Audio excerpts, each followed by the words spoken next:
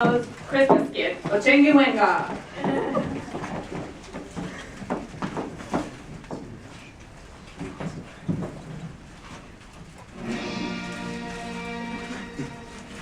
In the final days of 2012, Earth was thrown into turmoil. Vladimir Putin, no longer content with merely wrestling bears and leading Ukraine south for the winter, seized a Moscow center and expelled its scholars, accusing them of being devious foreign agents. In the wake of even more dire austerity, the entire European continent went on permanent strike, shutting down Carnegie's office in Brussels. Peace and political harmony descended upon the Middle East, having lost all relatives. The coalition in Beijing grew so thick that Carnegie's staff could no longer. In the United States, Newt Gingrich won the 2012 election. Carnegie's D.C. office moved to President Gingrich's new moon base, becoming the galactic think tank. Today, after 2 centuries of cryogenic hibernation, Carnegie's senior staff awaits to a universe in chaos. Earth is abandoned. Tensions rise daily on Mars. The sinister Heritage Foundation has constructed a massive space station capable of destroying entire planets. Only Carnegie can restore peace to the galaxy.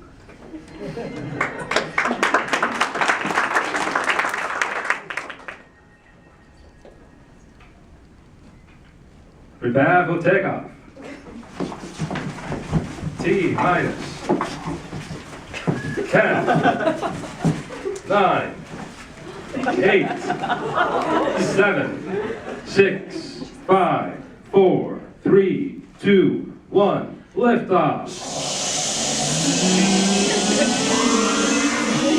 Approaching space shuttle. Docking. Commence disembarkation.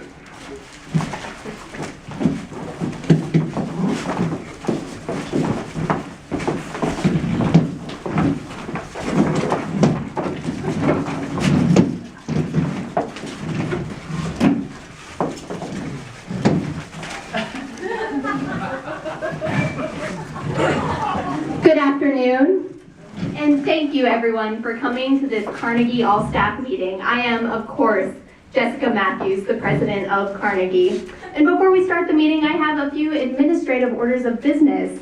First of all, I'd like to congratulate the comms department. Despite the excitement and turmoil of recent events, despite the excitement of recent events, they have successfully completed their rebranding campaign, and I'm so pleased to reveal the new logo of the Carnegie Endowment for Intergalactic Peace.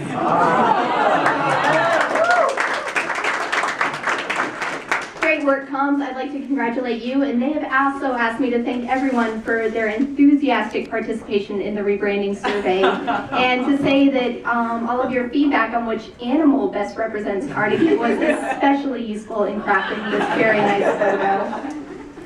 Secondly, HR has asked me to make a quick announcement.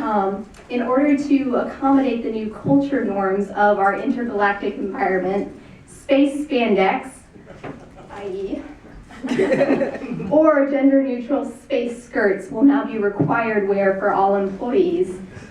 And Earth-style business casual may be worn on casual Fridays if you would like. Doug Paul, do you have a comment? Jessica, if I can't get it at Brooks Brothers, I'm not wearing it. All right. Back to the real order of business.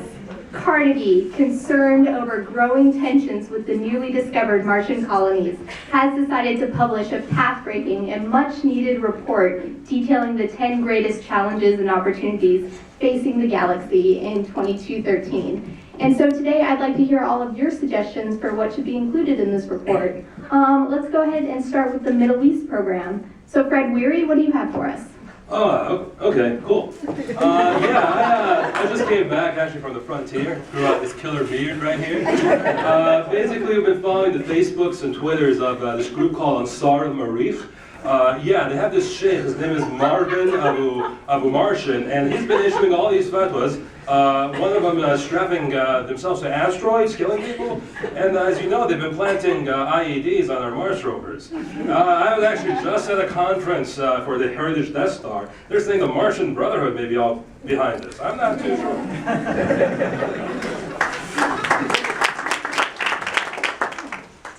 Tayyip, okay. Look, I'm no Martian apologist, but the Martian Brotherhood, they do have democratic elements. As true Democrats, we really need to get behind them and support their efforts at reform.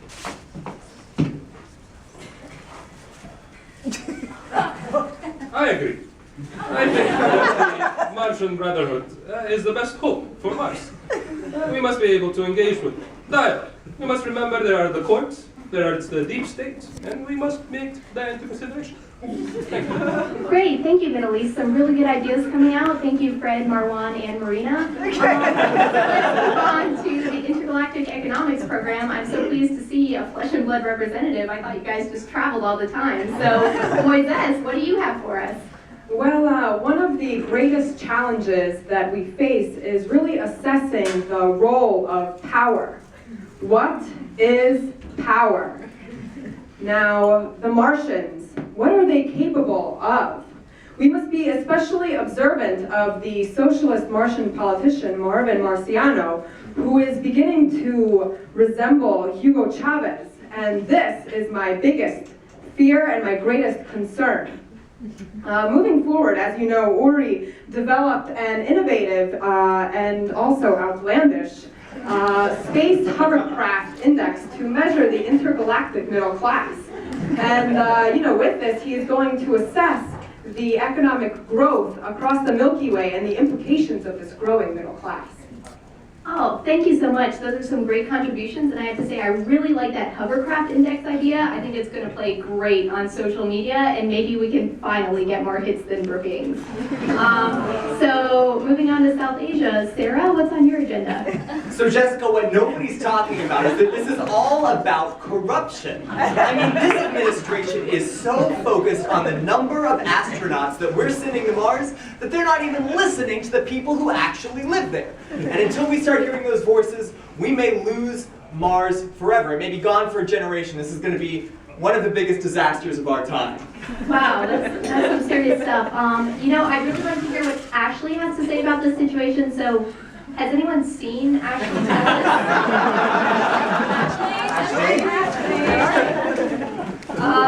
okay, I guess his cloaking device has been activated again. Well, let's move on to the Asia program. So, Doug Paul, what do you think about this Martian situation? Well, Jessica, it's a real mess out there in the second asteroid chain.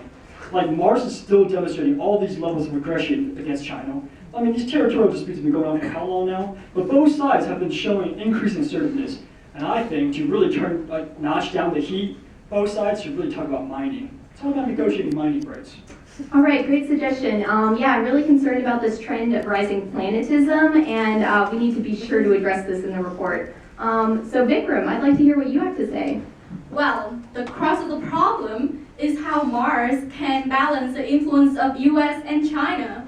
Now, you see, US President Newt Gingrich has just visited Mars Southeast Asteria and proposed a trans-Marsific partnership. This will freak out the Chinese and will cause new height of tension that will damage galactic peace. Wow, that does not sound good. Okay, so speaking of downers, let's go ahead and talk to energy and climate. So David, what have you got? All right, guys, it's time that we get serious about implementing a pricing system on hydrofluoric acid.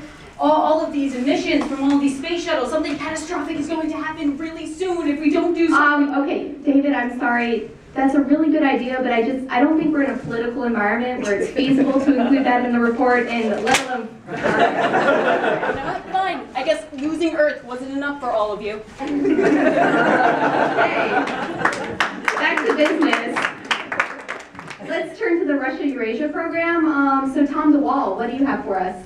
Actually, Jessica, I thought I'd move in on this and shape the question. I'm not a specialist of this specific area, but with my experience in conflict resolution, I thought I may shape the question. So, Tom, could you tell us what methodological mythologies you're tapping into in this particular case to understand the level of trust that there is between the various ethnicities? Oh, thank you, Matt. I'm afraid that Mars has always placed great